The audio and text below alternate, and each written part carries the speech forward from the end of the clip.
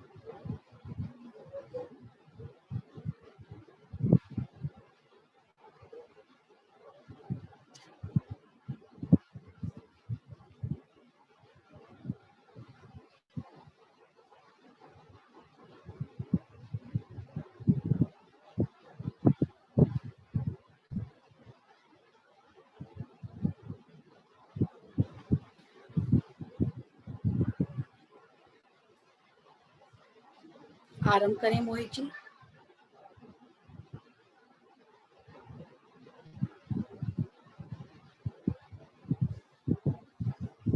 जी start करिए। गुरु सत्ता के चरणों में नमन बंदन करते हुए साहूराम स्वरूप महिला महाविद्यालय के योग विभाग की और महाविद्यालय परिवार की ओर से मैं डॉक्टर गरिमा आप सभी लोगों का हार्दिक अभिनंदन करती हूँ। हमारे भूतपूर्व सचिव स्वर्गीय ओम अवतार जी की सूक्ष्म उपस्थिति, प्रबंध समिति एवं हमारी प्राचार्य आदरणीय डॉक्टर राकेश अरोरा जी के संरक्षण में इस वर्कशॉप का आयोजन किया जा रहा है। जैसा कि आप सभी लोगों को प्रतीक्षा थी और आप लोगों की हार्दिक इच्छा थी कि पुनः एक बार सेशन सर का किया जाए, तो ये हमारा सौभाग्य है कि आज हमारे बीच जो मुख्य वक्ता हैं डॉक्टर अजय पाल जी, आप सेंट्रल यूनिवर्सिटी ऑफ हरियाणा में असिस्टेंट योग प्रोफेसर के पद पर आसीन हैं और अपनी सेवाएं वहां से दे रहे हैं। आपका परिचय मैं इतना ही करना चाहूंगी कि आप उस भूमि से हैं, उस गुरु सत्ता के संरक्षण से हैं जिसे परिचय की आवश्यकता नहीं है, और आपकी ऊर्जा से हम सभी आज ऊर्जावान होंगे और आपके ज्ञान से हम सब लोग लाभान्वित होंगे, ऐसा मेरा भाव है। और ऐसा ही हम सभी बच्चों का एक रिक्वेस्ट थी, हार्दिक इच्छा थी कि सर को पुनः बुलाया जाए। तो आज हम सभी के बीच हैं डॉक्टर अजय पाल सर, आपका स्वागत है। आप आज का अपना व्याख्यान आरंभ करें। सर को अनम्यूट करो। नमस्कार, गुरु सत्ता के चरणों में प्रणाम और मातृ शक्ति को नमस्कार करता हूँ। आज मदर्स डे है, मातृ दिवस भी है, और इस दिवस पर अपनी बड़ी बहन डॉक्टर गरिमा गंगवार के द्वारा सर शब्द सुनना मुझे अच्छा नहीं लगा। मैं इसके लिए नहीं कहूँगा कि अगली बार से ध्यान रखें। मैं उनका छोटा भाई हूँ, वैसे ही मुझे प्यार दें। हम एक ही विश्वविद्यालय से पढ़े हैं, जैसा मैंने पहले भी कहा था, और आज फिर वही बात रिपीट करूँगा। और इनका आदेश होता है हमारे लिए। जब इन्होंने कह दिया, मैंने कभी इन्हें ना नहीं किया, क्योंकि अपने बड़ों का सम्मान हमें सिखाया गया, रिस्पेक्ट योर एल्डर्स। और जैसा कि इन्होंने कहा कि भाई लोगों की रिक्वेस्ट थी, हम कोशिश करेंगे कि आपसे जो वार्तालाप करें वो अर्थपूर्ण हो, आपके लिए उपयोगी हो और आज के समयानुकूल भी हो। तो जैसा कि हमारा विषय डॉक्टर गरिमा जी ने यौगिक षटकर्म, फिजियोलॉजी ऑफ यौगिक षटकर्म रखा है। हमारी एक वीडियो हमारे प्रज्ञानम चैनल पर है, आप में से बहुत सारे लोगों ने इसे देखा भी होगा, और नहीं देखा होगा तो इसका लिंक बाद में शेयर कर लेंगे और आप देख लेंगे। उससे भी कुछ बातें क्लियर हो जाएंगी जो यहाँ ना क्लियर हो। क्योंकि जब भी हमें फिजियोलॉजी समझने की बात आती है किसी भी चीज की, योग में फिजियोलॉजी समझना है। फिजियोलॉजी दरअसल होता क्या है? क्रिया विज्ञान, किसी क्रिया की क्रिया विज्ञान। जैसे षटकर्म का क्रिया विज्ञान समझना है तो उसके लिए कुछ बेसिक बातें रिक्वायर्ड होती हैं, कुछ बेसिक जानकारी चाहिए होती है। वो बेसिक जानकारी क्या है? जैसे हम सब योग के स्टूडेंट हैं, लगभग जितने लोग जुड़े हैं सारे योग के स्टूडेंट हैं, मैं ऐसा मानकर चलता हूं। और उन लोगों ने योग की शिक्षा या तो प्राप्त कर रहे हैं या प्राप्त कर चुके हैं, या निष्णात लोग भी हैं हमारे साथ, आचार्य लोग भी जुड़े हो सकते हैं, और वो सब जानते हैं योग के षटकर्म क्या है, अष्टकर्म क्या है ना, पंचकर्म आयुर्वेद का क्या है और इनका उद्देश्य क्या है। उस पर चर्चा नहीं करेंगे कि षटकर्म में क्या है, धोती, नेति, बस्ती, त्राटक, नौली, कपाल भाती, जैसा षटकर्म की चर्चा हठ प्रदीपिका में, गैरण्य संहिता में, और अष्टकर्म की चर्चा हठ रत्नावली में श्रीनिवास जी देते हैं। वहां चाकरी और एक मस्तक भ्रांति, दो चीजें और वो ऐड कर देते हैं, इसको मिलाकर अष्टकर्म हो जाते हैं। बात कुल मिलाकर, और पंचकर्म की चर्चा उसमें मिलती है आयुर्वेद में। आप आयुर्वेद को पढ़ेंगे, पंचकर्म उद्देश्य क्या है, पंचकर्म का, षटकर्म का उद्देश्य क्या है।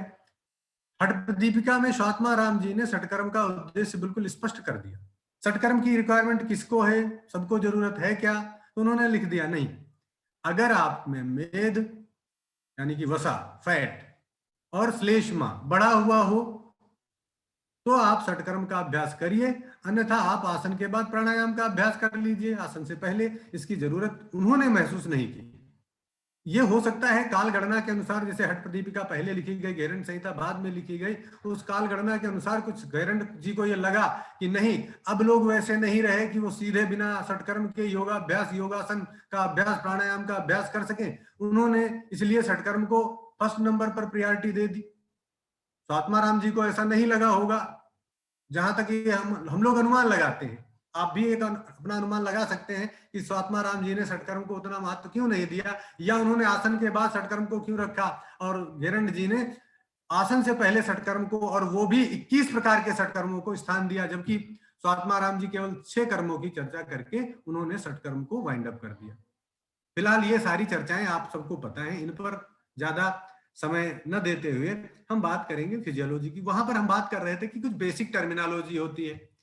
जैसे हम लोग जब योग में आए, हमारी भी स्ट्रीम योग नहीं थी, हम भी किसी दूसरी स्ट्रीम से ग्रेजुएशन कर रहे थे, और फिर हमारे गुरुओं का मार्गदर्शन मिला और ये उन्होंने कहा कि आपको योग में पढ़ना चाहिए, और हम योग में आ गए। तो योग में जब आए तो क्या, वहां पर हर विषय की एक टर्मिनोलॉजी होती है, चाहे फिजिक्स में जाइए, केमिस्ट्री में जाइए, बायोलॉजी में जाइए, जूलॉजी, बॉटनी और कुछ भी पढ़िए, टर्मिनोलॉजी आपको सीख लेते हैं, फिर उसी टर्मिनोलॉजी में आप बात करते हैं। योग में आए तो योग की टर्मिनोलॉजी से बात करेंगे। अब योग की फिजियोलॉजी समझनी है तो physiology is the term of modern science, जिसका अर्थ ही है कि हम शरीर की क्रिया विज्ञान के बारे में जानकारी इकट्ठा करेंगे। एनाटॉमी संरचना का अध्ययन है, लेकिन फिजियोलॉजी उसकी क्रिया विज्ञान। अब इसमें क्रिया विज्ञान किसकी क्रिया विज्ञान? षटकर्म की क्रिया विज्ञान हमें पता है, जल नीति कैसे करनी है, सूत्र नीति कैसे करनी है, शीत क्रम कैसे करना है, व्युत क्रम कैसे करना है, वात क्रम कैसे करना है, वस्त्र धोती कैसे करनी है, दंड धोती कैसे करनी है ना, कुंजल कैसे करना है, संघ प्रक्षालन कैसे करना है। ये सारी चीजें हम योग के लोग हैं, कुछ तो प्रैक्टिसेस की हैं, कुछ कराई हैं, और इसका एक एक्सपीरियंस हमारे पास है। लेकिन जब हम कोई पर्सन ये पूछ देता है कि सर ये जलनेति जो है कैसे इफेक्ट करती है, इसके पानी में नमक क्यों डालते हैं, इसका टेम्परेचर इतना क्यों रखते हैं, तो हमारे पास जवाब होते हैं। मैंने ये नहीं कह रहा हूं नहीं होते हैं, हमारे पास जवाब होते हैं, पर हम भी उन जवाब से हम खुद देते समय सेटिस्फाइड नहीं होते कि ये जो जवाब हम दे रहे हैं हम ही सेटिस्फाइड नहीं है, सामने वाला कैसे होगा, उसके पीछे की साइंस क्या है, उसके पीछे की फिजियोलॉजी क्या है। तो आज हम उसी के पीछे की साइंस, उसी के पीछे की फिजियोलॉजी की सिंपल, जैसे क्या होता है, हम लोग ब्रीदिंग लगातार करते हैं, ब्रीदिंग हमारा सब लोग करते हैं, लेकिन षटकर्म में जब हम कपालभाति करते हैं तो भी ब्रीदिंग करते हैं, लेकिन कपालभाति को षटकर्म का स्थान दे दिया गया। कपाल की शुद्धि होती है, इसीलिए कपालभाति एक षटकर्म हो गया। जल और वायु, जल और वायु दोनों को कंपेयर किया जाए तो जल का फ्रिक्शन वायु से ज्यादा है। जहां से वायु निकल जाएगी आसानी से, वहां से उतनी आसानी से जल नहीं निकलेगा। कई बार हमारी नाक से सांस खींचते हैं, आसानी से चली जाती है, लेकिन जलनेती का लोटा लगाते हैं, पानी नहीं गिरता।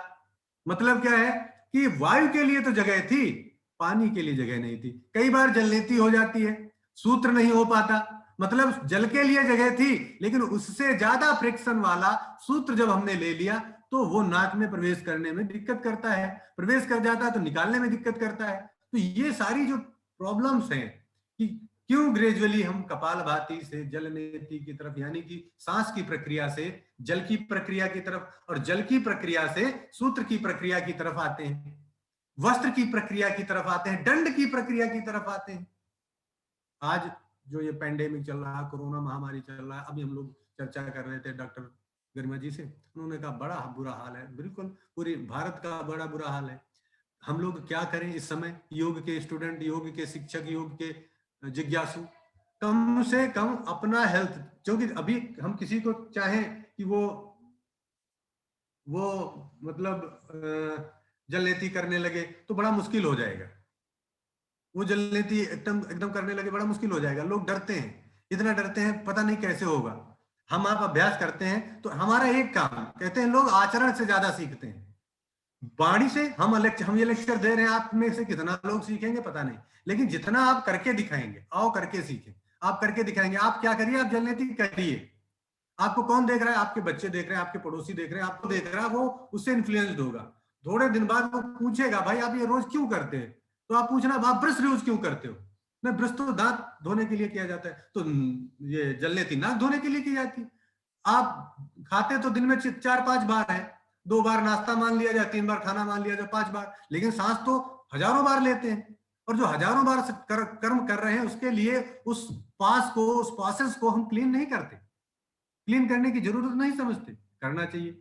आयुर्वेद और योग दोनों नाक को क्लीन करने की बात करते हैं। आयुर्वेद कहता है इसमें रोज तेल डालना चाहिए, रोज नस्य करना चाहिए। आयुर्वेद कहता है, आप वहां पढ़ेंगे आप पाएंगे, नस्य की बात करते हैं। क्यों? क्योंकि क्लींजिंग, नाक के अगर हम कार्य देखें, फंक्शन ऑफ द नोज, क्या सबसे पहला फंक्शन है?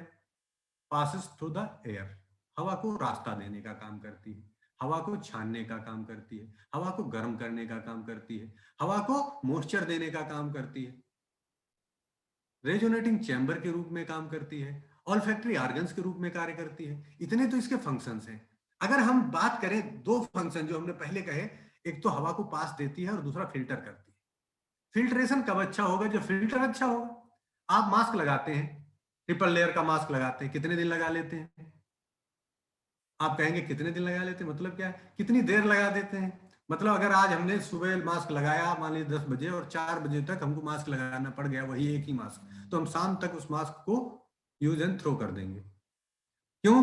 क्योंकि बहुत बार उसमें लार म्यूकस सब कुछ लग चुका है, अब उसे यूज करने लायक नहीं बचा, फेंक देते हैं। नाक के साथ ऐसा नहीं है, इसको हम फेंक नहीं सकते, हमारे अटैच्ड ऑर्गन है। क्या करें? इसको क्लीन करें। क्लीन करने का तरीका क्या है? हम लोग सिंपली नाक को बंद करते हैं, तेजी से हवा निकाल देते हैं और कुछ इसके अंदर से म्यूकस निकल जाता है। जनरली लोग इतना करते हैं, जब नाक बंद होती कभी उनको ऑब्स्टिकल्स लगते हैं तब। लेकिन योग में ये सिखाया गया कि जलनेति का अभ्यास कर लीजिए। तो जलनेति का अभ्यास क्यों करें? एक तो नाक को क्लीन करेंगे, फिल्टर्स अच्छा होंगे, फिल्ट्रेशन अच्छा होगा, म्यूकस मेम्ब्रेन अच्छी बनेगी, जो वो ट्रैप करती है बाहर से जाने वाले बैक्टीरिया को, बाहर से जाने वाले धूल को, बाहर से जाने वाली डस्ट को, तो उसको ट्रैप अच्छी तरीके से कर पाएगी। दूसरा, हम सब जानते हैं कि दूसरा काम मैंने क्या बताया था कि ये वायु को क्या करती है? मॉइस्चर देती है। एक चीज हमने सुनी है, क्या सुना है? कि हवा का जो क्वालिटी है, जो हवा का जो गुण है, कैरेक्टरिस्टिक्स है, क्या है? हवा सदैव चलती रहती है, रुकती नहीं, चलती रहती है। Wind is passing through, wind के लिए है क्या? वो हर समय चलती रहती, चलती रहती, रुकती नहीं। एक बात गुण है। दूसरा गुण क्या है हवा का?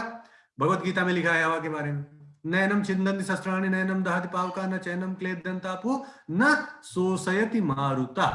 मारुत मतलब हवा, हवा सुखा नहीं सकती। हवा का गुण क्या है? सुखाना, हर चीज को सुखा देती है। तो हमारी नाक को भी सुखा देती है, लेकिन हमारे लंग्स को नहीं सुखा पाती है। आज तक लंग्स को हवा नहीं सुखा पाई। कारण क्या है? नाक के अंदर से जब हवा जाती है तो कुछ कुछ उसमें मॉइस्चर मिल जाता है। वो मॉइस्चर अच्छी तरीके से मिलता रहे, इसलिए नाक को अच्छी तरीके से साफ करिए। कैसे? जल नीति करके, सूत्र नीति करके, शीत क्रम करके, व्युत क्रम करके, ये सब तरीके हैं, आप सब जानते हैं। जितना उसको साफ कर लिया, अब उतना अच्छा म्यूकस मेम्ब्रेन साफ हो गई, उतना अच्छा लुब्रिकेट होगी वो, उतना अच्छा उसमें से मॉइस्चर निकलेगा। ये मॉइस्चर निकलता कहां से? ये मॉइस्चर निकलता है लैक्रिमल ग्लैंड से। कौन ग्लैंड?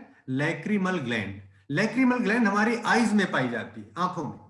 टीयर्स का स्राव करती है हर समय। टीयर्स जो हम रोते हैं, अक्सर देखा होगा जब बच्चे रोते हैं तो उनके आंसू भी बहते हैं, नाक भी बहती है। आंसू भी बहते हैं, नाक भी बहती है। क्यों बहती है? क्योंकि ग्लैंड एक ही है, नाक के अंदर मॉइस्चर लाने वाली और आंख के अंदर आंसू लाने वाली ग्लैंड एक ही है। कौन? Lacrimal gland. वो जब हम रोते हैं तो आंसू निकलते हैं, और बच्चे जब रोते हैं तो आंसू के साथ उनकी नाक भी निकलती है। तो ये जो सिक्रीशन, जब हम नहीं रोते हैं तो वो लैक्रिमल ग्लैंड सो नहीं जाती है। वो क्या कर रही होती है? वो इस समय वो जो मॉइस्चर है वो नाक को ले आती है। लगभग 1 से 1.5 लीटर हम ये मॉइस्चर दिन में लैक्रिमल ग्लैंड के थ्रू नाक को पास करते हैं, और जो हवा को मॉइस्चर देता रहता है। ये बात समझ गए आप? अब हम बात क्या करना चाह रहे थे, ये तो हमने बताया ना कि कुछ टर्मिनोलॉजी चाहिए होती है। नाक की आप थोड़ी फंक्शंस जान गए, उसका क्रिया पद्धति समझ गए। अब बात आई कि जो पानी जलनेति के लिए लेते हैं, सटकर्म करने के लिए, जो संघ प्रक्षालन करने के लिए लेते हैं, जो कुंजल करने के लिए लेते हैं, जो शीतक्रम करने के लिए पानी लेते हैं, इन सारे पानी को बनाने का तरीका एक ही है। क्या तरीका है? पानी साफ होना चाहिए, साफ स्वच्छ साफ बर्तन में। उसका टेम्परेचर कितना हो? जितना बॉडी का टेम्परेचर है, 98.4 डिग्री फ़ारेनहाइट करीब करीब, बराबर, कुछ कम कुछ ज्यादा। देखो इसको नापते नहीं है, इस पर थोड़ा ड्रॉप डालते हैं बैक साइड में, और अगर गर्म लगता है तो थोड़ा पानी ठंडा मिला लेते हैं, नहीं सही लगता है तो उतना रख लेते हैं, और उसमें साल्ट ऐड करते हैं। साल्ट के बारे में बार बार आता है, कौन सा साल्ट ऐड करें? साल्ट कोई सा भी हो, वो सफेद वाला हो, लाल वाला हो, काला वाला हो, फर्क नहीं पड़ता। ध्यान रखना, फर्क नहीं पड़ता। साल्ट का काम क्या है वो जान जाएंगे तो साल्ट, वो टाटा को लो चाहे पतंजलि का लो, कुछ कोई फर्क नहीं पड़ता। साल्ट का काम क्या है? साल्ट एक ही काम करता है, इस जो ये सोल्यूशन बनने जा रहा है, जो ये विलेन बनने जा रहा है, ये सल्यूट है। साल्ट क्या है? सल्यूट है। पानी क्या है? सॉल्वेंट है। सॉल्यूट और सॉल्वेंट जब मिलाए जाते हैं तो सोल्यूशन बनता है। सोल्यूशन क्या बनेगा? नमकीन पानी का सोल्यूशन बनेगा, जिसकी हम तैयारी कर रहे हैं। केमिस्ट्री, रसायन विज्ञान में 3 प्रकार के सोल्यूशन पढ़ाए जाते हैं। कितने प्रकार के? 3 प्रकार के। कौन कौन सोल्यूशन है? हाइपरटोनिक, आइसोटोनिक और हाइपोटोनिक। हाइपरटोनिक, हाइपरटेंशन सब लोग जानते हैं। हाइपरटेंशन का मतलब क्या होता है? जब हमारा रक्तचाप बढ़ जाए, हमारा रक्त का दाब, रक्त का जो ब्लड प्रेशर है वो सामान्य रक्त दाब से ऊंचा हो जाए, ज्यादा हो जाए, तो उसे हम क्या कहते हैं? हाइपरटेंशन कहते हैं। हाइपरटोनिक क्या है? वो सोल्यूशन जिसमें सल्यूट की मात्रा ज्यादा हो। अब समस्या ये आती है, जब हम कहते हैं कि मैं लंबा हूं, मैं लंबा हूं, मेरी लंबाई ज्यादा है, किससे? मेरे बेटे से। अरे आपसे थोड़ी ना कह रहा था, हो सकता है आपसे छोटा हूं। कंपेयर कर रहे हैं कहां से? तुलना कहां से करते हैं? मोटरसाइकिल तेज चलती है, किससे? साइकिल से। लेकिन कार से धीमे चलती है। तो कंपेयर किससे कर रहे हैं? अब हमने जैसे ये बात कही, सल्यूट की मात्रा ज्यादा है, किससे? अब कहीं और से तुलना की जा रही है। कहां से तुलना कर रहे हैं? अब देखिए क्या होता है, जल नेति के पानी में नमक ज्यादा हो जाए और आप जल नेति करने लगे, क्या होता है? इरिटेशन होता है, ईचिंग होती है। क्यों ईचिंग होती है? क्या कारण है? नहीं, नमक तेज हो गया। नमक तेज हो गया, जीभ तो नहीं है वहां, वहां तो नाक है, नाक भी बता देती नमक तेज हो गया। कैसे? ये हाइपरटोनिक सोल्यूशन बन गया है। किसकी कंपेयर में? सेल्स के कंपेयर में। कौन सी सेल्स? जिसकी हमारी बॉडी बनी हुई है। Human body million trillion cells की बनी है, मिलियन ट्रिलियन सेल्स की बनी है, और ये मिलियन ट्रिलियन सेल्स हमारी बॉडी का निर्माण करते हैं। लेकिन ये हम सब जानते हैं कि ह्यूमन बॉडी की सबसे स्मॉलेस्ट यूनिट क्या है? ह्यूमन सेल है। ह्यूमन बॉडी की सबसे smallest unit physiologically and anatomically both क्या है? सेल है। और सेल में वो सारी संभावनाएं हैं जो शरीर में है। सेल, देखिए हम एक दिन में नहीं मरते, हम मरेंगे, हम सब मरेंगे, कोई जीवित नहीं यहां से गया, लेकिन हम एक दिन में मरेंगे ना? एक दिन में नहीं मरेंगे। हमारी सेल्स रोज मर रही हैं, रोज मर रही हैं। एक दिन ऐसा आएगा कि इनके मरने की दर बढ़ जाएगी और जनरेट होने की दर कम हो जाएगी। अभी क्या है? अभी इनकी मरने की दर कम है, जनरेट होने की ज्यादा है।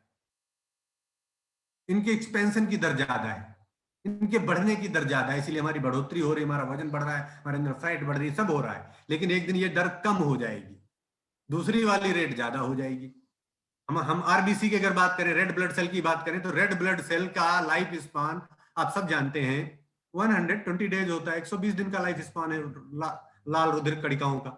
120 दिन वो जीवित रहती है। 120 दिन बाद वो अपने आप को हटा लेती हैं, नई रुधिर कणिकाएं आ जाती हैं, है ना? और उनको हम शरीर से रेगुलरली वॉश आउट करते रहते हैं। हम नहाते हैं तो शरीर के ऊपर से बहुत सारा क्यूटिकल्स हटाते हैं। क्या है? That is dead cells, that are only dead cells, मरी हुई सेल्स कोशिकाएं हैं। तो सेल्स को हम जानते हैं। सेल्स के फंक्शंस क्या हैं?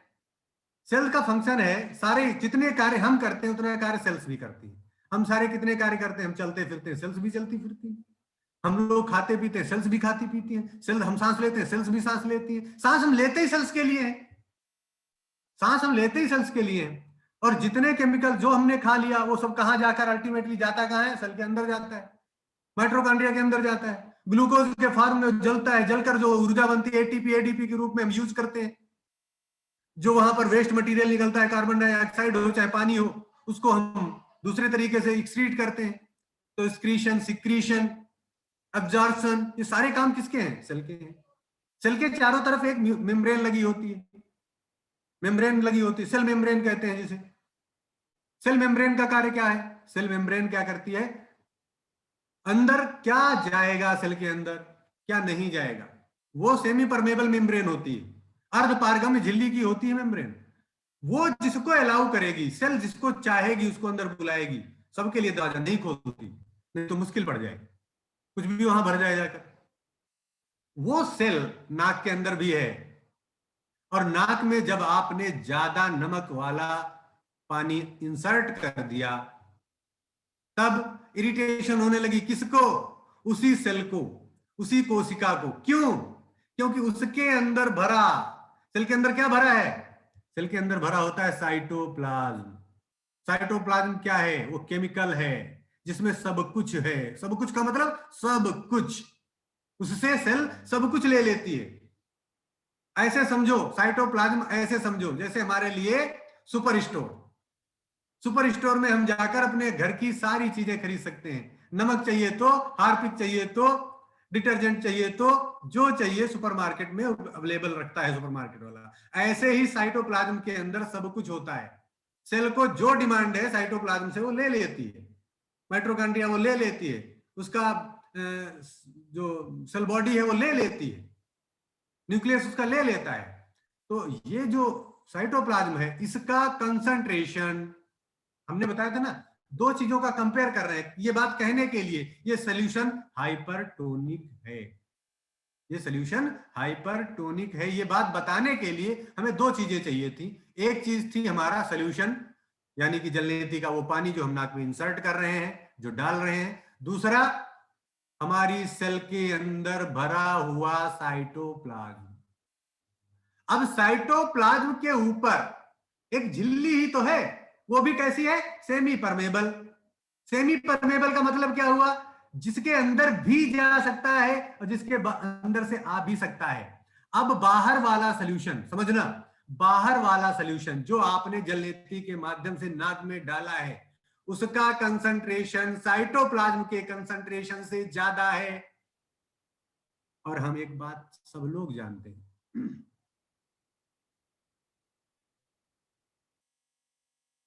हम लोग सब लोग एक बात जानते हैं कि उच्च सांद्रण से लिक्विड में या गैस में जो फ्लो होता है, जो उसका विसरण होता है, जो उसका डिफ्यूजन होता है। अब ट्रांसपोर्टेशन पढ़ा होगा आपने। ट्रांसपोर्टेशन एक होता है एक्टिव ट्रांसपोर्टेशन, एक होता है पैसिव ट्रांसपोर्टेशन। एक्टिव ट्रांसपोर्टेशन उसे कहते हैं जहां जाने के लिए कुछ ऊर्जा की आवश्यकता हो। इसको ऐसे समझना, जैसे हम लोग सैटेलाइट लॉन्च करते हैं। सैटेलाइट कहां जाते हैं? ऐसी कक्षा में जाते हैं जहां पर पृथ्वी का ग्रेविटेशनल फोर्स, गुरुत्वाकर्षण बल नगण्य हो जाता है। वहां तक सैटेलाइट को भेजने के लिए क्रायोजेनिक इंजन की जरूरत होती है। ये आप बातें विंग्स ऑफ फायर और इन सब में आपने पढ़ा होगा तो आपको याद होगा। तो इस क्रायोजेनिक इंजन या ऐसी चीजों की जरूरत क्यों होती है? ताकि वो सैटेलाइट को इतनी तेज से लॉन्च करें कि वो पृथ्वी की ग्रेविटेशनल फोर्स को पार करके वहां पर स्थापित हो जाए। यानी कि एक्टिव ट्रांसपोर्ट के लिए एनर्जी चाहिए, पैसिव ट्रांसपोर्ट के लिए कोई एनर्जी नहीं चाहिए। जैसे गैस ऑक्सीजन जब सेल के अंदर जाती है किसी एनर्जी की जरूरत नहीं, ऑटोमेटिक चली जाती है। कार्बन डाइऑक्साइड ऑटोमेटिक बाहर आ जाती है, इसमें गैस की जरूरत, इसमें किसी एनर्जी की जरूरत नहीं पड़ती। एक्टिव ट्रांसपोर्ट में एनर्जी की जरूरत पड़ती है, पैसिव में नहीं। अब जो ये ट्रांसपोर्टेशन था किसका?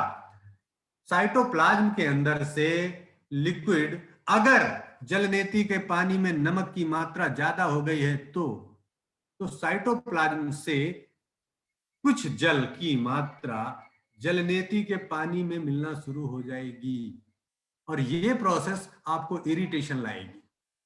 ये प्रोसेस आपके अंदर इरिटेशन लाएगी। इसीलिए ये कहा जाता है, योग के टीचर बताते हैं अपने स्टूडेंट्स को कि भाई पहले टेम्परेचर चेक करिए पानी का और फिर उसका कंसंट्रेशन चेक करिए जीभ पर लगाकर। ज्यादा नमक नहीं होना चाहिए। कितना होना चाहिए? जितने आंसू का कंसंट्रेशन है। अब आंसू का कंसंट्रेशन से मतलब क्या है? आइसोटोनिक सॉल्यूशन बनाने की बात कह रहा है एक योगा टीचर। कैसा? आइसोटोनिक। आइसो मतलब होता है इक्वल और टोनिक मतलब उसकी जो टोन है वो बराबर हो। जितनी तेज हमने बोला उतनी तेज आप बोलिए। आप भी ऊंची आवाज में बात मत करिए, नहीं कहते टोन मेंटेन रखिए अपनी। तो ऐसे ही आइसो मतलब इक्वल, टोनिक मतलब उसका जो कंसंट्रेशन है किसका? जलनेती के पानी का, और दूसरी तरफ सेल के अंदर भरे हुए साइटोप्लाज्म का।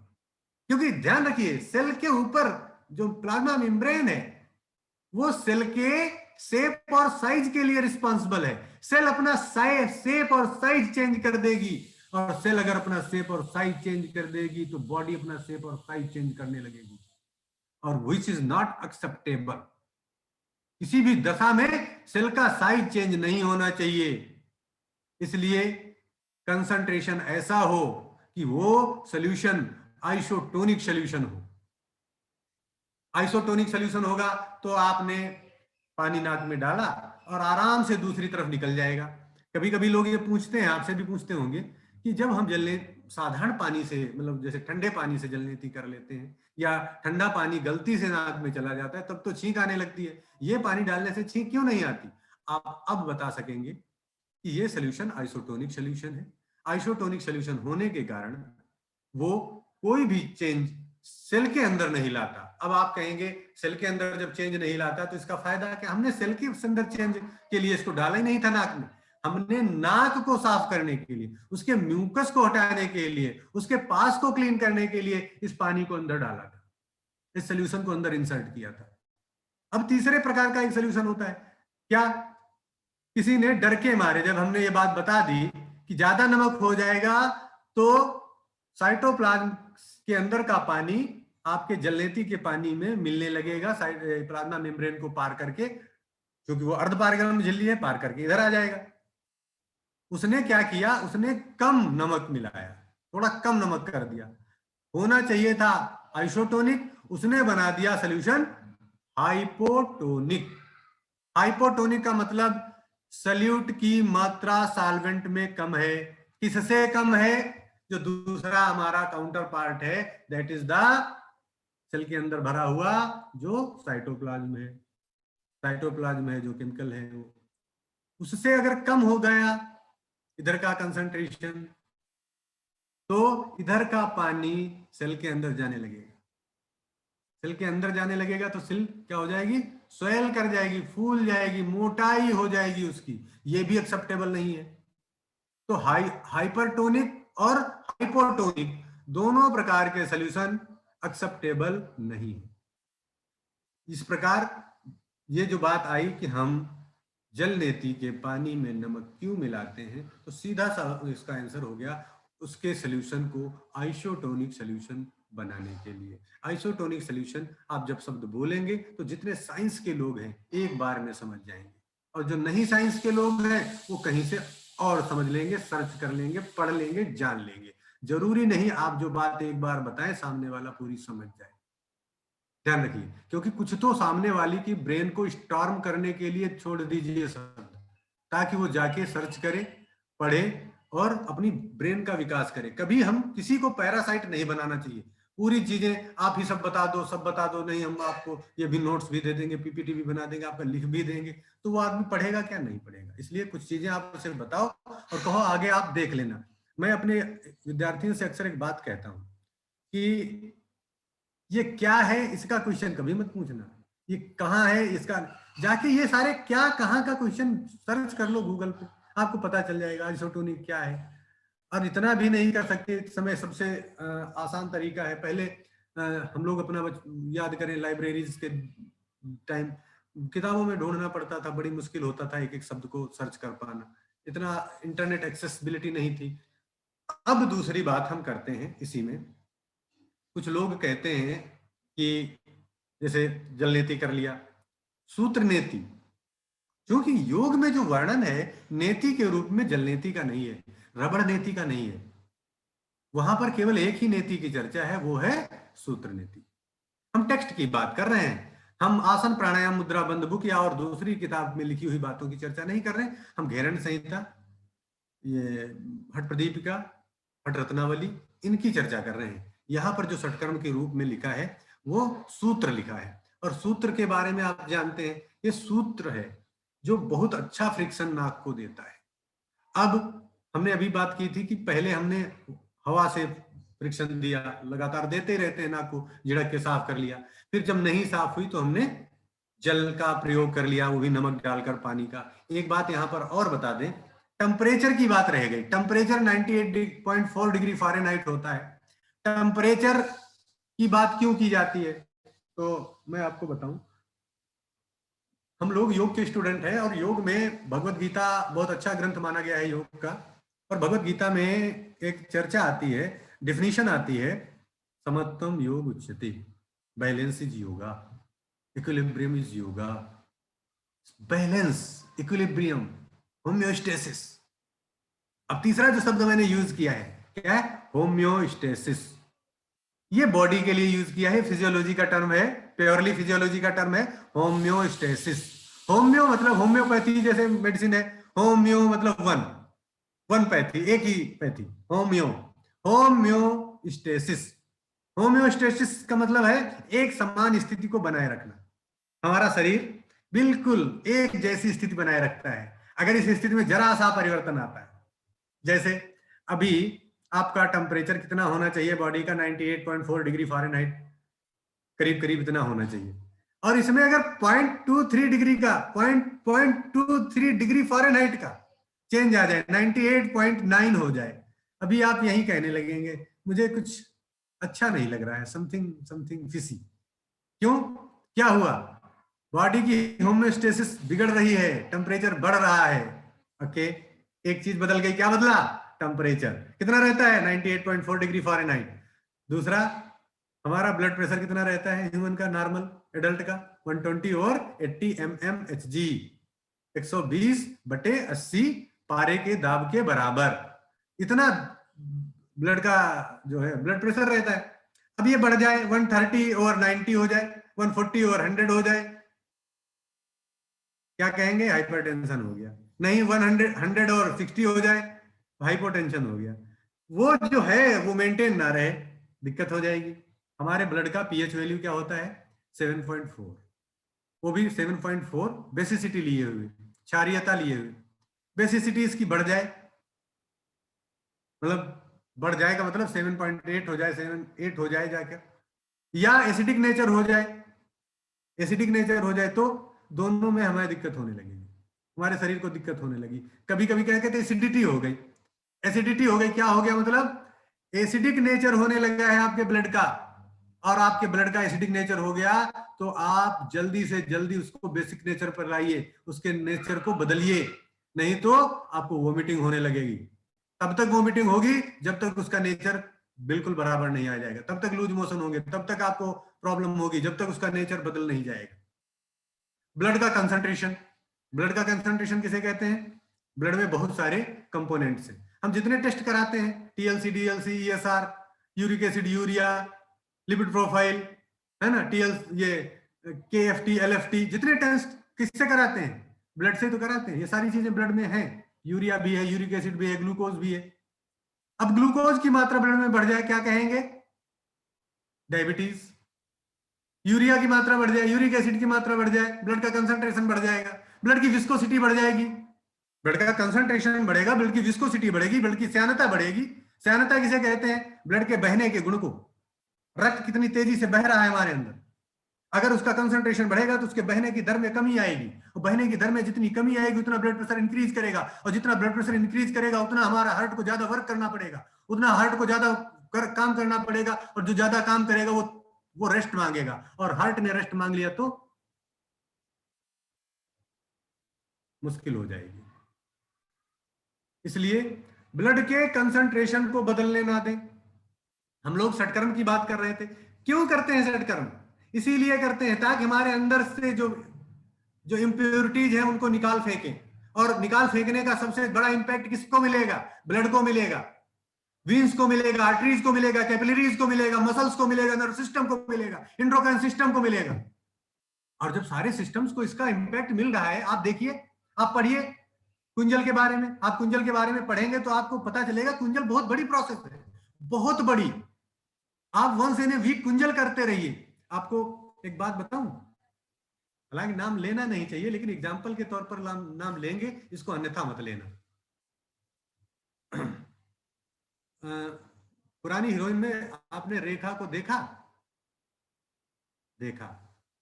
आज भी रेखा ने अपने को मेंटेन करके रखा है, और ऐसा मैंने सुना है, देखिए मैंने कहीं पढ़ा नहीं, कोई रेफरेंस नहीं इसका, मैंने सुना है कि वो जो नायिका है वो एक कुंजल की प्रोसेस को कंटिन्यू अपनाए हुए है। मसल्स की टोन मेंटेन करने का सबसे अच्छा तरीका है, क्योंकि इसमें पेरास्टालिसिस मोमेंट, जो क्रमाकुंचन तरंगे इसोफेगस में चलती हैं, उनके प्रोसेस रिवर्स हो जाती है। और किसी की प्रोसेस को रिवर्स करना बहुत बड़ी चीज है। मैं आपको और एक एग्जांपल देता हूं। आप में से बहुत सारे योगाचार्य जो हमें सुन रहे होंगे, वो सारे के सारे लोग शीर्षासन का अभ्यास अच्छा कर लेते होंगे। कोई बड़ी बात नहीं लगती होगी उन्हें इनवर्ट पोस्चर करने में। खट से बताओ, जहां कर दें, सड़क पर कर दें, कोई फर्क नहीं पड़ता, और जितनी देर को मेंटेन कर दें, बहुत अच्छी बात है। शीर्षासन आसनों का राजा बताया गया है, ऐसा लोग कहते हैं। पर मैं कहता हूं, आसन ये तो ठीक है, आप कर लेते हैं। आसन की एक फिजियोलॉजी होती है, आसन की एक फिलॉसफी होती है, आसन की एक साइकोलॉजी होती है। आसन की फिलॉसफी क्या है, शीर्षासन की फिलॉसफी क्या है, इसकी साइकोलॉजी क्या है, क्या होना चाहिए शीर्षासन करने के बाद? आप कहेंगे नहीं, ब्लड का सर्कुलेशन बढ़ जाता है, तो मैं कहूंगा ये फिजियोलॉजी है, ये साइकोलॉजी नहीं है। आप कहेंगे नहीं, वो कंसंट्रेशन बढ़ जाता है, ये साइकोलॉजी है, ये फिलॉसफी नहीं है। तो फिलॉसफी क्या है? व्हाट इज फिलॉसफी बिहाइंड शीर्षासन?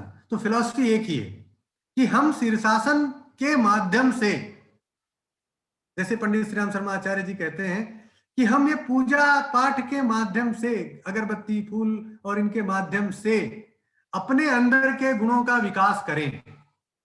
अपने अंदर के गुणों का विकास नहीं हुआ तो ये पूजा पाठ, ये कर्मकांड रह जाएगा, और आप करते रहिए, आप चढ़ाते रहिए जल, कोई फर्क नहीं पड़ेगा। लेकिन जल चढ़ाने का महत्व पता हो, शीर्षासन करने का महत्व पता हो तो मजा आ जाएगी, फिलॉसफी पता हो मजा आ जाएगी। क्या है वो फिलॉसफी? एक ही बात कहती है कि अपने विचारों को उलट कर सीधा कर लीजिए। हमारे विचार उलट पुलट गए हैं। दुनिया में और कोई चीज बहुत बड़ी उलटी पुलटी नहीं है। आप दुनिया के पोल्यूशन की बात करते हैं, आप कहते हैं noise pollution, soil pollution, water pollution and air pollution. No, there is no pollution, only one pollution, that is thought pollution. अगर थॉट पोल्यूशन को सही कर लिया जाए, दुनिया के सारे पोल्यूशन सही हो जाएंगे। हम कर क्यों रहे हैं? आज हम लोग बात करते हैं कालाबाजारी की, कि लोगों ने 20 गुने दाम कर दिए हैं थॉट पोल्यूशन के कारण। उनके विचार शुद्ध नहीं है। अगर दुनिया में विचार शुद्ध हो जाए तो लोग मुट्ठी भर अन्न से अपना पेट भर लेंगे। कितना चाहिए जीने के लिए? जीने के लिए ज्यादा नहीं चाहिए। लेकिन अगर इच्छाओं की कभी पूर्ति नहीं हुई तो फिलॉसफी क्या है? फिलॉसफी है उलट दीजिए अपने विचारों को, जिन्होंने आपका जीवन जीना दुश्वार कर दिया है। आपको सब कुछ मिलते हुए भी आप सही जीवन नहीं जी पा रहे हैं। अटल बिहारी वाजपेयी को मैं अभी सुन रहा था, आपने भी सुना होगा, उन्होंने लिखा है, हमें चांद पर तो चले गए, चांद पर उड़ना आ गया, आकाश में उड़ना आ गया, जमीन पानी में तैरना आ गया, जमीन पर चलना नहीं आया, जमीन पर रहना नहीं आया। और हकीकत है। तो ये शीर्षासन क्या बता रहा है? फिलॉसफी क्या कहती है इसकी फिलॉसफी कहती है अपने विचारों को उलट लीजिए। तो कुंजल जो हम कर रहे हैं, हमने यहां पर क्या कहा? कुंजल जैसे किया, क्या किया जाता है कुंजल में? इतना पानी पी लेते हैं कि आपका जो प्रोसेस है, कौन सा प्रोसेस? जो अभी इनटेक कर रहा था वाटर को, आप पानी पीते जा रहे थे, लेता रहा, और लेकिन एक प्रोसेस के बाद उसने रिवर्स कर दिया। रिवर्स ऐसे नहीं होता कुछ भी। रिवर्स करने के लिए जानते हो क्या हो रहा है अंदर? मैं बताऊं आपको। पहली बात, जब मुंह के बाद में, जब गले से नीचे पानी उतरना शुरू करता है, खाना जाना शुरू करता है, तो यहाँ पर एक वाल्व लगा है जिसको कहते हैं एपिग्लोटिस। और इसके बाद जब पानी, खाना नीचे जाता है तो वहां पर एक पेरास्टालिस मूवमेंट होता है, नीचे की तरफ वो सर्कुलर मूवमेंट चलता जाता है, वो खाने को अंदर नीचे ले जाता है, पानी को नीचे ले जाता है। उसके बाद इसोफेगस और स्टमक के बीच में 2 स्फिनिक्टर्स लगे हैं, अपर इसोफेगल स्फिनिक्टर और लोअर इसोफेगल स्फिनिक्टर। ये बड़े टाइट मसल्स के बने होते हैं, इतने टाइट बने होते हैं कि आप खाना खा के शीर्षासन कर लीजिए। खाना खाइए और कोई आपसे आग्रह कर दे, वैसे करना नहीं है, ध्यान रखना, करना नहीं है, लेकिन फिर भी कभी कभी कोई आग्रह कर दे, अभी कर सकते हैं आप? तो आपने कहा जी अभी खाना खाया है लेकिन आप आग्रह कर रहे हैं तो ये लो, और आपने उलट कर दिखा दिया। वो कहेगा खाना मुंह में आ जाएगा? नहीं आएगा भाई। क्यों? डबल इसोफेगल स्फिनिक्टर लगे हैं, खाना पानी कुछ भी मुंह में नहीं आएगा। ये बिल्कुल आप श्योर रहिए, नहीं आएगा, लेकिन करना नहीं है। मैं बात क्या बता रहा था, वो डबल इसोफेगल स्फिनिक्टर ओपन हो जाते हैं। ये ओपन 2 ही 3 कंडीशन में होते हैं। एक तो जब आपको एसिडिटी होती है, तब आपके स्टमक के अंदर का एसिड इसोफेगस में प्रवेश करने लगता है, इसलिए बर्निंग सेंसेशन होता है, गले में, बर्निंग सेंसेशन, जलन होती है। और ये दूसरी बार कब होता है, जब आप कुंजल की प्रोसेस कर रहे होते हैं, पानी इतना पी लिया कि अब वो इसोफेगल स्फिंक्टर कह रहा भाई इसको देखिए। ब्रेन बहुत सेंसिटिव है, यहां पर ब्रेन की तारीफ करनी पड़ेगी, बहुत सेंसिटिव है, इतना सेंसिटिव ऑर्गन कोई नहीं। पानी पीते जैसे आपने जग में पानी लिया, जग में पानी लिया नहीं, जब से आपने सोचना शुरू किया कि आज हम कुंजल करेंगे, पहले तो मना करती है ब्रेन, अरे नहीं रहने दो, अभी तो आपने किया था, क्या दिक्कत है आपको, इतना आपको बनाएगी, अरे कल कर लेना, आज तो संडे है, आज तो आप वैसे छुट्टी रहे, 20 आपको बहाने बताएगा पहले। फिर भी आप अगर अड़ गए नहीं करना है भाई, और आपने जैसे पानी लिया तो कहेगा कम ले लो, इतने से हो जाएगा। ब्रेन आप देखना, आप ये सारी जो कम्युनिकेशन हम आपको बता रहे हैं आपके साथ होता है, आप इसे नोट करते हैं या नहीं करते हैं डोंट नो, बट होता है। कम ले लो, 1 लीटर से हो जाएगा, क्या आप ज्यादा पीना, बात तो वही है। आपने नहीं 2 लीटर लेंगे, 3 लीटर लेंगे, जितना पी सकेंगे उतना लेंगे, आपने ले लिया, सारी प्रोसेस कंप्लीट कर ली। अब इसमें 2 बातें आती हैं, कुछ लोग कहते हैं इसमें नमक डालना चाहिए और कुछ लोग कहते हैं इसमें नमक नहीं डालना चाहिए। दोनों बातें सही हैं, किसी से बहस मत करो। नमक डालना क्यों चाहिए वो भी बात मैं बता रहा हूं, और क्यों नहीं चाहिए वो भी बता रहा हूं। अगर आप पूरी ईसोफेगस, पूरी इंटेस्टाइन को साफ करना चाहते हैं तो नमक डाल लीजिए, क्योंकि जब आप नमक डाल लेंगे तो सोल्यूशन कैसा बन जाएगा, आइसोटोनिक। आइसोटोनिक सोल्यूशन है, मतलब सेल अनचेंज रहेंगी, सेल अनचेंज रहेंगी। ध्यान रखना मेरी बात, बहुत ध्यान से सुनना, बहुत अच्छी बात है। सेल अनचेंज रहेंगी, वो कुछ भी रिएक्शन नहीं करेंगी, पानी पियोगे वैसे पड़ा रहेगा, जितना निकल गया उतना निकल गया, उनको पेट को कोई मतलब नहीं उस पानी से। अब भाई पेट तो अपनी प्रोसेस करेगा, क्या करेगा, उसको डाइजेस्ट करेगा, डाइजेस्ट करके कहां ले जाएगा, छोटी आंत में जाएगा। छोटी आंत भी उसको कुछ नहीं कर सकती उसका, क्योंकि आइसोटोनिक सोल्यूशन है। वो भी इसके जो विलाई है, माइक्रो विलाई है, उसको ऑब्जर्व नहीं कर सकते, क्योंकि उनमें क्षमता नहीं है नमकीन पानी को ऑब्जर्व करने की। ध्यान रखना, वो अनचेंज पड़े रहेंगे, कहेंगे जाओ हमारे हाथ में, तुम्हारा कोई काम नहीं। अब कहां जाएगा, अब बेचारा जाएगा बड़ी आंत में, और बड़ी आंत में जाने से पहले 5 मीटर छोटी आंत को पार करना पड़ेगा। अब चूंकि नमकीन गुनगुना पानी है, वहां से भी कुछ अपने साथ समेट ही लेगा, अब बड़ी आंत में चला जाएगा। आप कुछ मत करिए, कुछ तो करेंगे दिन में, मान लीजिए आप कुंजल करे हैं, कुछ तो दिन में करोगे ही, सारा पानी वोमिटिंग से निकलेगा नहीं, कुछ तो बचेगा, गिलास भर बचे, आधी गिलास बचे, वो कहां से जाएगा, वो जाकर ईसोफेगल स्फिंक्टर में, नहीं वहां पर रेक्टम में इकट्ठा हो जाएगा, और थोड़ी देर बाद डेफिकेशन के थ्रू वो निकल जाएगा। आप जब लघु संघ प्रक्षालन की क्रिया करते हैं तो नमकीन गुनगुना पानी ही पीते हैं, उस समय आपको नहीं कहा जाता है कि बिना नमक वाला पानी पीजिए, क्योंकि बिना नमक का पानी जब पिएंगे तब क्या होगा, तो आपने तुरंत पिया, विद इन मिनट्स पानी पिया, 2-3 लीटर 4 लीटर जितनी कैपेसिटी है, और बैठ गए और उसको वोमिट कर दिया, खड़े होकर वोमिट कर दिया, जैसे आपको सिखाया गया आपने कर दिया। अब जो पानी बच गया वो क्या होगा, क्योंकि पेट ही पानी को, अल्कोहल को, डिस्प्रिन जैसी टैबलेट को ऑब्जर्व कर लेता है, पेट स्टमक तुरंत ऑब्जर्व कर लेगा, यूरिनेशन के थ्रू निकल जाएगा, वो काम पूरी इसोफेगस में काम नहीं करेगा। तो यहाँ पर 2 बातें हैं। अच्छा, और एक बात, अगर किसी ऐसे व्यक्ति को आप कुंजल की प्रैक्टिस कराना चाह रहे हैं जिसको हाइपरटेंशन पहले से ही है, और आपने नमक और ऐड कर दिया तो उसके लिए मुसीबत हो जाएगी, तो ऐसे लोगों को नमक ऐड नहीं करना है, वो कहें भी तो भी नहीं ऐड करना है ना। तो ये 2 बातें हैं जिनको ध्यान रखना है। इसलिए मैं जो यह बात कह रहा था कि जब हम कुंजल जैसी प्रोसेस करते हैं, ये जो क्रमा कुंचन तरंगे, यानी कि जो हमारा पेरास्टालसिस मूवमेंट है मसल्स का, ये रिवर्स हो जाता है। रिवर्स होना बहुत बड़ी चीज है, मैं ये बात कहना चाह रहा था, रिवर्स होना बहुत बड़ी चीज है। आपको कहा जाए कि अरे आप बीत जो हुआ सो भूल जाओ, हम क्या भूल जाते हैं ना, ना। जो जीवन भर की आदतें हैं उनको पल भर में छोड़ना मुश्किल होता है। जो पेरास्टालसिस मूवमेंट नीचे की तरफ चल रहा है उसको रिवर्स करना मुश्किल होता है, लेकिन जब ये काम होता है तो एक बहुत बड़ी बात होती है, हमारी ब्रेन, हमारा मस्तिष्क और हमारी मसल्स दोनों ट्रेन हो रही होती है, और ये करने के लिए मसल्स को एक्स्ट्रा एनर्जी की जरूरत होती है, एक्स्ट्रा फोर्स की जरूरत होती है, एक्स्ट्रा ब्लड सप्लाई की जरूरत होती है। और ध्यान रखिए, जहां की सप्लाई बढ़ जाएगी, ब्लड की बढ़ जाए, चाहे जिस चीज की सप्लाई बढ़ जाए, सप्लाई जैसे ब्लड की बढ़ गई तो उन चीजों को नरिशमेंट मिलना शुरू हो जाएगा, उनको पोषण मिलना शुरू हो जाएगा, उनकी पोषकता ही आपके टोन को मेंटेन रखेगी। आपकी अब टोन तो मेंटेन रखना एक काम है उसका, दूसरे जो उसके काम है, कुंजल करेंगे तो क्या होगा, म्यूकस लेयर क्या होती है? जैसे अभी हम नाक में बात कर रहे थे कि म्यूकस लेयर होती है जिसको हम जलनेती के द्वारा बाहर निकाल देते हैं, जिससे कि जो लैक्रिमल ग्लैंड होती है उससे जो वो आता है मॉइस्चर, उसको निकलने में मदद मिलती है। ऐसे ही जो स्टमक के अंदर लाइनिंग्स होती है, जो स्तर लगा है, स्तर क्यों लगा है? स्तर इसलिए लगा है ताकि हमारे स्टमक के अंदर निकलने वाला हाइड्रोक्लोरिक अम्ल HCl अम्ल निकलता है, बहुत बहुत ज्यादा कंसंट्रेटेड HCl अम्ल निकलता है, उसकी एसिडिटी बहुत ज्यादा होती है। इसीलिए जब कभी पेट इंडाइजेशन हो जाता है तो खट्टी डकारें आती हैं और बर्निंग सेंसेशन होता है, उसी HCl के कारण। वो HCl इतना ज्यादा हार्मफुल होता है कि, लेकिन उसका काम बहुत अच्छा है। मान लीजिए हमने बाजार से कुछ फ्रूट्स लाए, कच्चा सलाद खा लेते हैं और सलाद को धोते भी हैं, लेकिन तब भी कुछ न कुछ बैक्टीरिया उसमें रह जाते हैं, हाथों में कुछ लगे रह जाते हैं, चले ही जाते हैं अंदर। HCl उसको किल करने का काम करता है, भोजन को सड़ने से बचाने का काम करता है। लेकिन इतना सारा बेनिफिशियल इफेक्ट होने के बाद भी कुछ उसके साइड इफेक्ट भी हैं।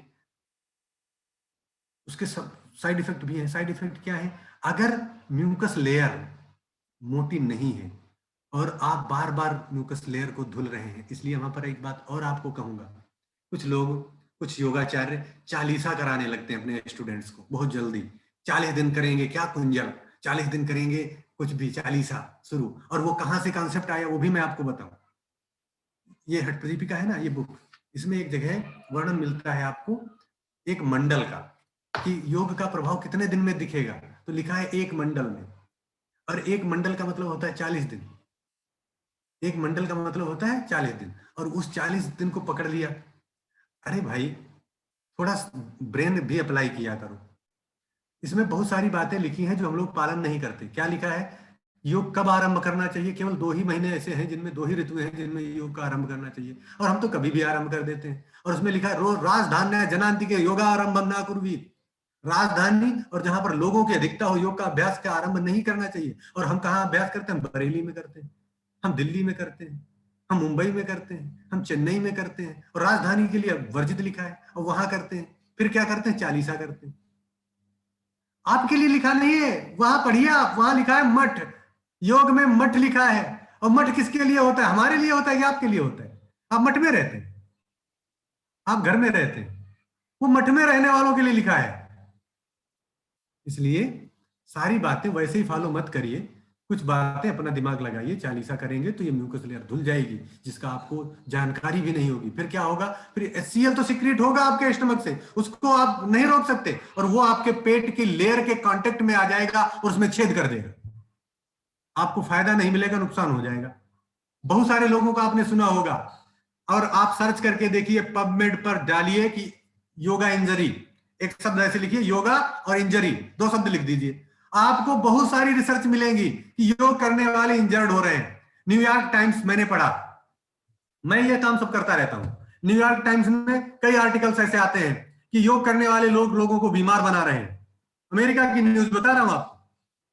लोगों को क्या हैंड स्टैंड करने का बड़ा शौक होता है, फटाफट खड़े हो गए, कहा क्या कर लिया, आपको देखा, ये मैं अभी नहीं, एक बार देखा, ये आदमी 20 साल से अभ्यास कर रहा है, ये हेड स्टैंड कर सकता है, ये हैंड स्टैंड कर सकता है। वो पल भर में हैंड स्टैंड करना चाहते हैं, सिर के बल खड़ा होना चाहते हैं, या वृश्चिकासन लगाना चाहते हैं।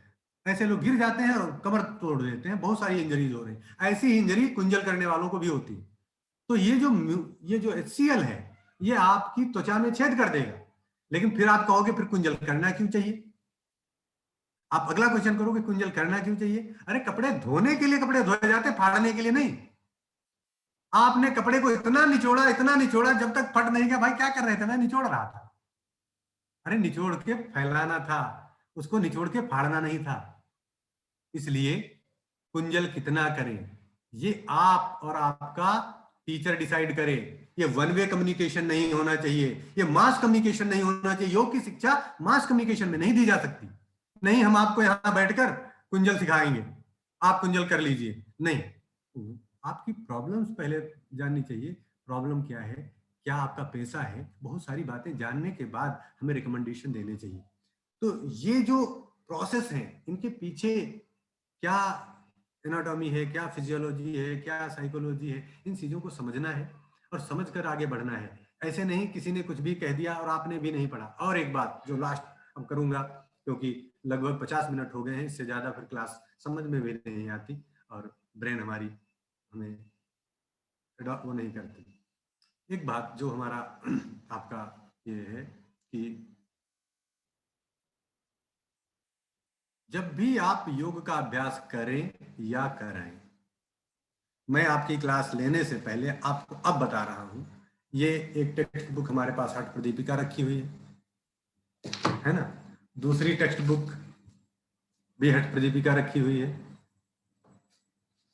तीसरी टेक्स्ट बुक घेरण संहिता रखी हुई है और चौथी टेक्स्ट बुक हठ रत्नावली रखी हुई है। मैं ये बात इसलिए बता रहा हूं, और जो भी मैंने बातें आपको कही हैं इनका रेफरेंस बता रहा हूं। ये सारी बातें आपको मिल जाएंगी। बिहार योग भारती की एक मैगजीन निकलती है योग विद्या, उसमें जलनेती पर आर्टिकल हैं, कुंजल पर आर्टिकल्स हैं। उन्होंने बहुत अच्छा काम किया है।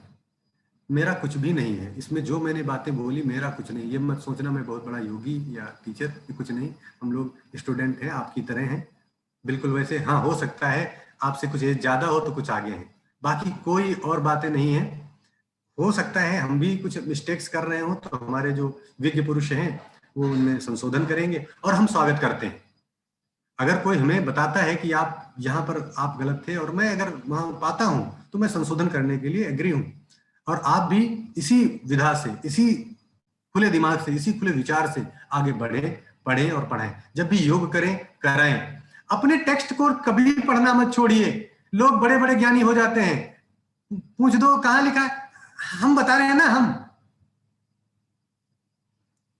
ऐसे हाथ फैला के बताएंगे इतनी बड़ी वस्त्र धोती होती। अरे भाई बताओ ना कितनी बड़ी कहां लिखी है, इतनी बड़ी नहीं कहना चाहिए। आपकी लंबाई थोड़ी ना वस्त्र धोती की लंबाई के बराबर होती है ना। तो ये है, कोई बात नहीं है। सारा हमें मौका मिला और मैं पूरी जो कॉलेज है बरेली में डॉक्टर गरिमा जी का, इसकी पूरी फैकल्टी को, यहाँ के प्रिंसिपल्स को, आचार्यों को, सभी को बहुत बहुत धन्यवाद देता हूँ और सभी को मातृ दिवस की एक बार पुनः शुभकामनाएं देता हूँ। आप सभी को प्रणाम करते हुए आज की क्लास को यहीं पर वाइंड अप करता हूँ। जय हिंद, जय भारत।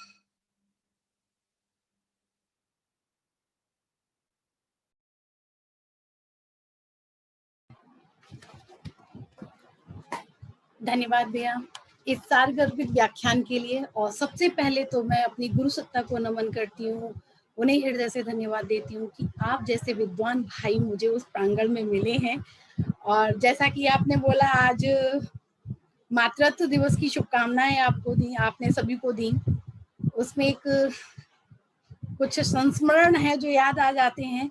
एसपी सर के, मिश्रा सर के, हमारे बीसी सर के, जिन्होंने बहुत बड़ी उपाधि दी। वो अनायासी जो भी हुआ शारदा मणि की उपाधि दी थी और वहीं से मुझे निरंतर अनमोल रत्न मिलते रहे, पुत्र के रूप में, भाइयों के रूप में। और मेरा सौभाग्य है कि मैं उस धरा पर मैंने जो समय व्यतीत किया वो मेरे लिए अनमोल था। मैं कभी भी उन क्षणों को नहीं भुला सकती। और इस सारगर्भित व्याख्यान के लिए, जैसा कि लोगों को, हमारे जो छात्र छात्राएं हैं, जितने हमारे प्रतिभागी हैं, उन सभी को बहुत उत्साह था, बहुत जिज्ञासा थी कि इस विषय को कैसे सामने लाया जाएगा, क्या नया होगा, कुछ ऐसा भी, कोई फिजियोलॉजी भी होती है। तो आज मैं समझ रही हूँ सभी की जिज्ञासाएं शांत हो गई होंगी। जो लोगों के प्रश्न थे, सभी लोगों के प्रश्नों का उत्तर हमें, मैं समझती हूँ कि नहीं दे पाएंगे हम यहाँ पर, लेकिन जो व्याख्यान रहा है उसमें सभी के प्रश्नों के उत्तर उन लोगों को मिल गए होंगे। जैसे कि जल नीति में नमक क्यों होना चाहिए, पानी गर्म ही क्यों होना चाहिए, हम ठंडे पानी से क्यों नहीं कर सकते हैं, जो इस तरीके के प्रश्न थे, मैं समझती हूँ वो बिल्कुल आप लोग संतुष्ट हो गए होंगे। और सबसे बात, जो आज हमारा देश जो है विषम परिस्थितियों से निकल रहा है, बेसिकली एक महत्वपूर्ण तथ्य वहां जुड़ रहा है नाक की सफाई से। जैसा कि हमारे विद्वान भाई ने बताया कि नाक की सफाई के लिए आयुर्वेद और योग दोनों ही महत्व देते हैं। क्यों देते हैं ये भी आज बहुत विस्तार पूर्वक आपने बताया और बहुत वैज्ञानिक दृष्टिकोण से सरल रूप में इस विस्तृत विषय को समेट कर हम सभी के सामने रखा, इसलिए आपका हृदय से बहुत बहुत धन्यवाद।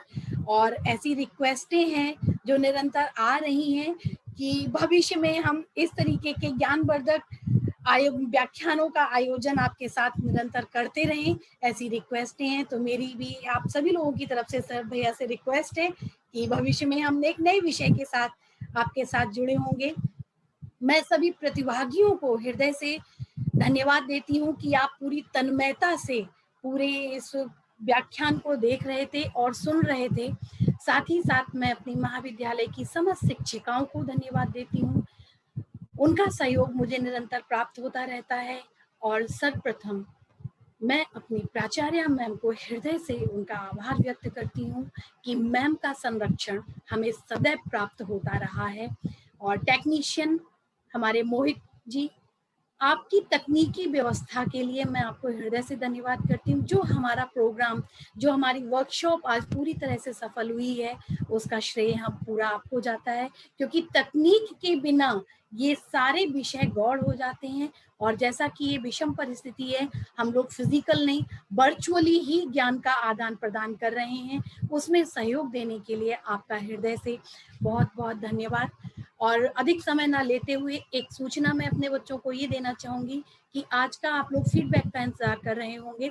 हमारा अगला व्याख्यान 11 मई को है, उसी के साथ हम अपने फीडबैक को प्रेषित करेंगे। और आज के लिए सभी लोग स्वस्थ रहें, सभी निरोगी रहें, ऐसी प्रार्थना के साथ, ऐसी आशा के साथ मैं आज का ये सत्र यहीं समाप्त करती हूँ। आप सभी लोगों का पुनः बहुत बहुत